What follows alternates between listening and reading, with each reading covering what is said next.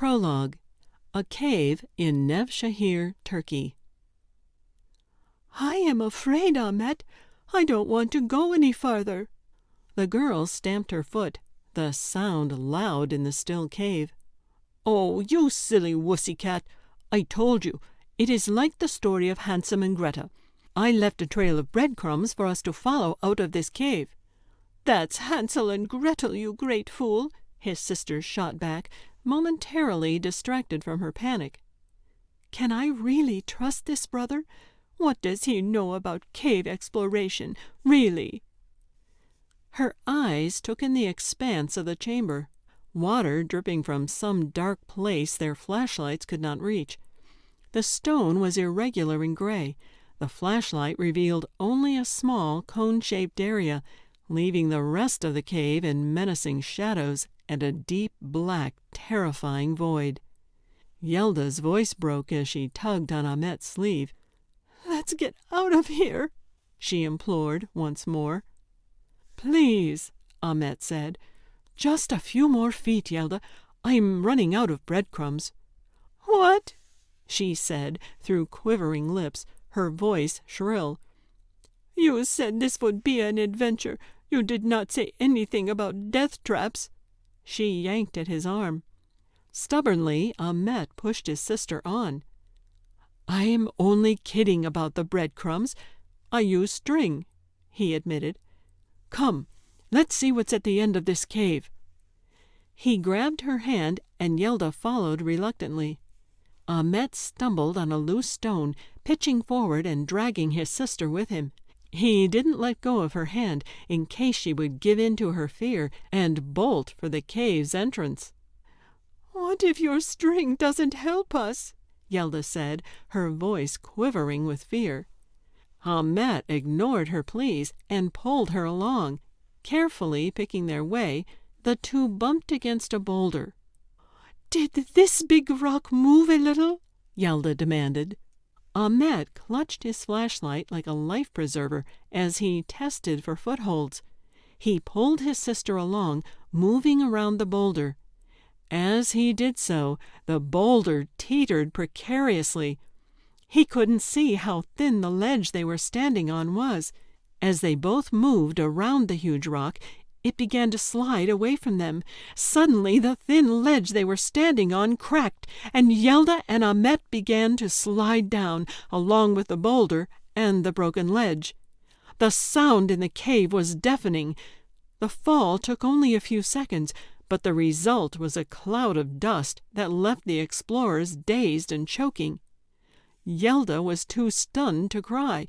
Ahmet was still holding on to his twin sister's hand and the flashlight. "Stand up, Yelda," demanded her brother, as he did so himself. "Can you walk? I seem to be okay." "Ahmet, if we ever get out of here," hissed Yelda through gritted teeth, "I will kill you. Why, I say, why do I ever listen to you?" "This is no time for us to argue. We are in big trouble. We must find our way out of here." "Ever so smart you are," Yelda sneered. "In all of Turkey there is not a stupider boy." "Stop that. This is no time for your sarcastic poking at me, sister." Ahmet sounded far more confident than he should have. "We need to think like the amateur archaeologists we are." "Ha! You said it! Amateur!" Yelda choked back a sob. "Get up!" Ahmet demanded. His terror was rising. He had to muster all his machismo to push down the panic. They had fallen through the floor of an unexplored cave, and no one back at the camp knew where they were. Yelda got up, feeling the seat of her pants. "I am either bleeding or there's water here," she said. "Did you lose the flashlight?" "No," he replied, realizing how tightly he was gripping it. "And it still works." He played the beam around the new cave. It revealed a high-ceilinged cavern. A perfectly smooth black expanse lay in front of them. "Is that water? It could be a lake," Yelda observed. There was no telling how deep the water might be. This chamber was very different from the cave above. As Ahmet played the flashlight across the water, the wall on the far side of the cave sparkled, as if encrusted with a glitter Yelda liked to glue onto everything she owned. Tears glistening on her cheeks, Yelda just stared.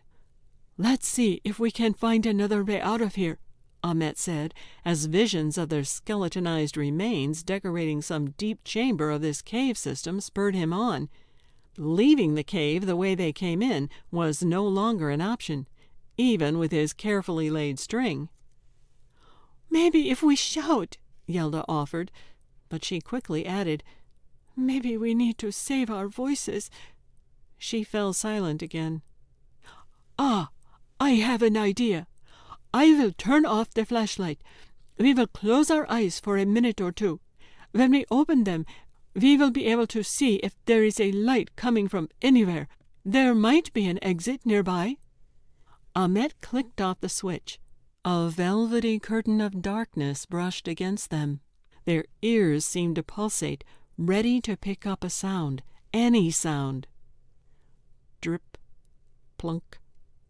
Another 30 seconds went by. Drip, plunk. "I am opening my eyes now," Ahmet announced. "I will not open mine," Yelda replied. "If we don't see anything, I will go crazy." Ahmet muttered, "Nothing. Maybe I need to close my eyes longer." Yelda whimpered. Another 30 seconds. "I have gone crazy," Yelda hissed. "Do you see that?" "See what?" Ahmet hissed back. "Why are you whispering?" "There is something. Shh. It might be some horrible cave creature. I don't want it to find us." They watched as the merest glimmer of light shimmered and then dimmed on the surface of the lake. On the other side was a ledge with floor-to-ceiling limestone formations. They could not see beyond it. Ahmet pointed. "The light is coming from there." He stood, heading toward the lake. "Ahmet, no!" Yelda breathed deeply. "You can't just cross this lake. What if it is very deep? And what if the light is coming from some fierce cave creature, and it hears you splashing?" He nodded. "Good thinking. We can keep to the edge and go around the lake." "Keep the light off. It will give us away," Yelda whispered. "My eyes are used to the darkness now. Your trick worked." The shimmer on the lake was getting brighter. They carefully tested each footstep before moving forward, making their way to the stone wall on the other side. Yelda crouched down so they could both peer around the wall. The dim flickering of the approaching light made the dull shapes in the cave glint, creating a fantastic landscape. The source of the shimmering light continued to flicker. The closer it came, the more frightening the shadows became. Yelda and Ahmet held their breath. "Can you see what it is?" Yelda mouthed in Ahmet's ear. She sensed her brother draw in a breath to speak, and in her rising panic, she put her hand over his mouth.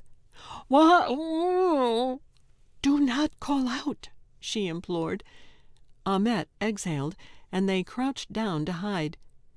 The light was followed by a shadow that appeared in the glowing reflection on the lake. They waited for their monster to appear. As the light grew brighter, the features of the cave became more distinct. The walls were lined with recesses.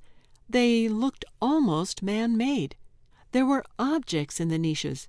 Colors began to emerge. Light glinted off objects that looked golden. Sparks winked from other surfaces.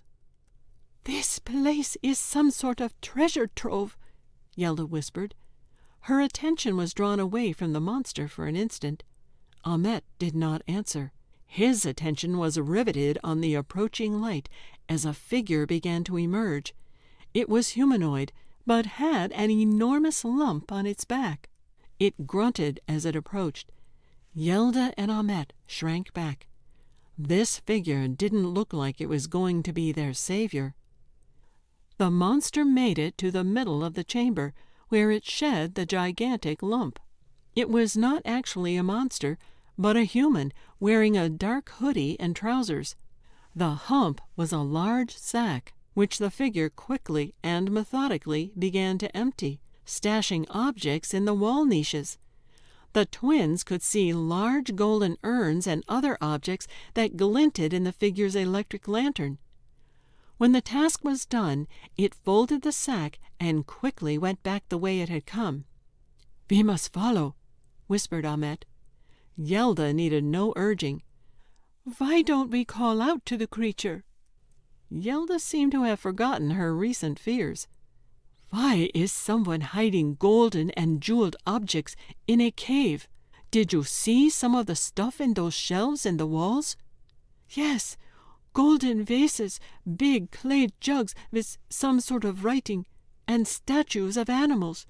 I saw a crown too, and our monster held up a huge gold necklace that sparkled with jewels. What's going on here, Ahmet?" "I don't know, but let's get out of here first. Then we can see who this is and what they are up to. What if we have come upon thieves hiding their loot? We can't let them see us." Yelda nodded.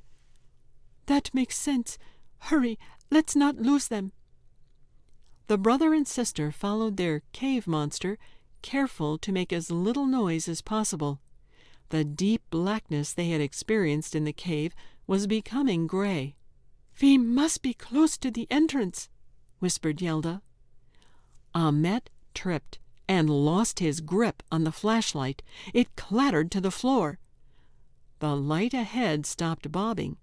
Instincts took over, and Yelda and Ahmet flattened themselves behind a rock. They could see a glimmer of daylight ahead, but the figure had decided to investigate the clattering sound.